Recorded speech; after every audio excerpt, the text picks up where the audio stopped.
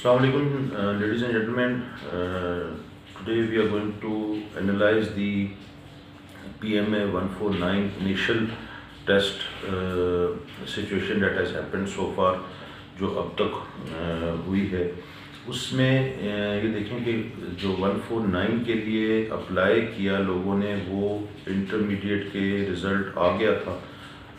اس کے بعد اپلائی کیا جو انٹرمیڈیٹ کا رزلٹ آ گیا تھا جب تو ٹھیک ٹھاک کھیپ نے بہت زیادہ بندوں نے اپلائی کیا. اب اپلائی کرنے کے بعد نومبر میں ان کے ٹیسٹ ہوئے تو کمپٹیشن ڈیفینیٹلی بڑھ گیا. اور اس کے بعد یہ ہوا کہ پھر انیشلس کے جو ٹیسٹ شروع ہوئے ان کے، تو انیشل کے ٹیسٹ میں جو انالائز کیا ہے چیزوں کو وہ یہ کیا ہے کہ نان وربل جو تھے وہ بہت مشکل آئے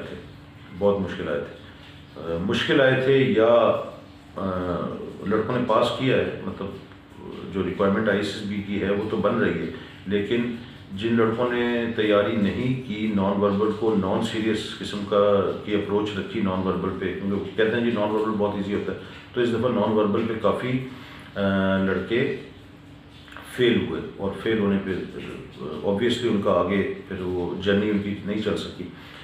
اس کے بعد جب ان کے دوسری جو چیز آبزرو کی گئی کہ جہاں چھوٹے سینٹرز کی ہم بات کریں، جس طرح پنو عاقل ہو گیا یا اور دوسرے تیسرے ہو گئے، اب وہاں جو ہے اب یہ پتہ نہیں ہے کہ وہاں ان کے پاس بیک اپ پاور جو ہے بجلی کی وہ ہے یا نہیں ہے، کہ ایسا سچویشن دیکھنے میں آئی ہے کہ اگر لائٹ چلی گئی ہے ان بٹوین اور کمپیوٹر بند ہو گئے ہیں تو وہ کمپیوٹر 10-15 منٹ بعد دوبارہ کھلے ہیں تو وہیں سے ٹیسٹ شروع ہوا ہے، لڑکوں کو ٹائم نہیں ملا، وہ فیل ہو گئے.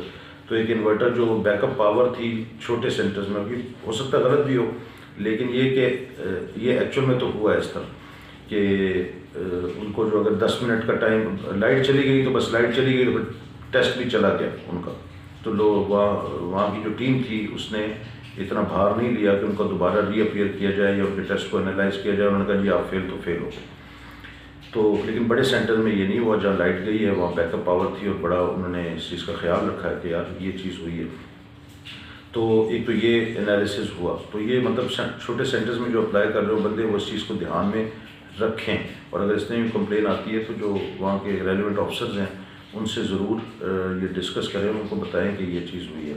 سملرلی اس کے بعد پھر میڈیکل اور فزیکل جو ہوا ہے وہ نارمل ہی رہا ہے، اس میں کوئی جو ریکوائرمنٹ تھی، جو کرائٹیریا تھا وہ رہا ہے.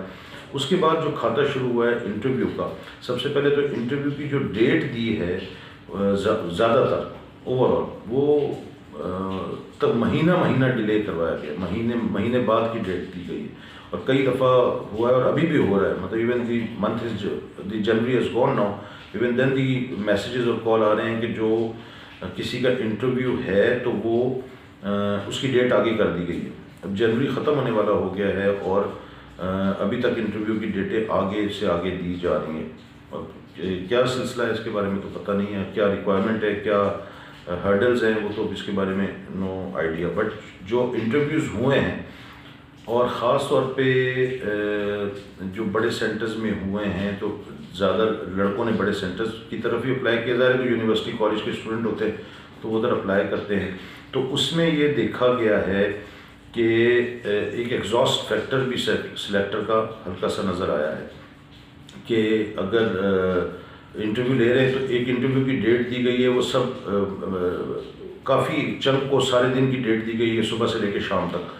تو اب ایک فیکٹر ہے، انسان بیٹھا ہوا ہے سلیکشن کے لیے، ایک سوال پوچھ رہا ہے، 70 80 90 100 بندوں کو چیک کر رہا ہے. تو یہ ایک بڑے ہیومن سائیکالوجی ہے کہ بھئی اگر ایک بندہ ایک ہی کام کرتا رہے تو اس کا ایگزاسٹ ہونا بنتا ہے.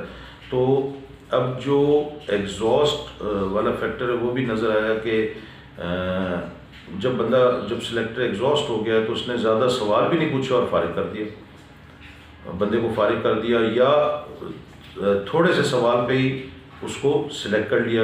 کہنے کا مطلب ہے لڑکے میں کرنٹ اور اسپارک نظر آیا، اس نے کر لیا. کیونکہ exhaust factor of the selector جو ہے وہ دماغ میں رکھنا بڑے ضروری ہے. جو آگے جنات تو بٹھائے ہوئے نہیں ہیں یا سپر ہیومن بینگ یا سپر مین تو بٹھائے نہیں ہیں، انسان ہیں، ان کی ایک ایفیشنسی ہے وہ ڈاؤن ہوتی ہے.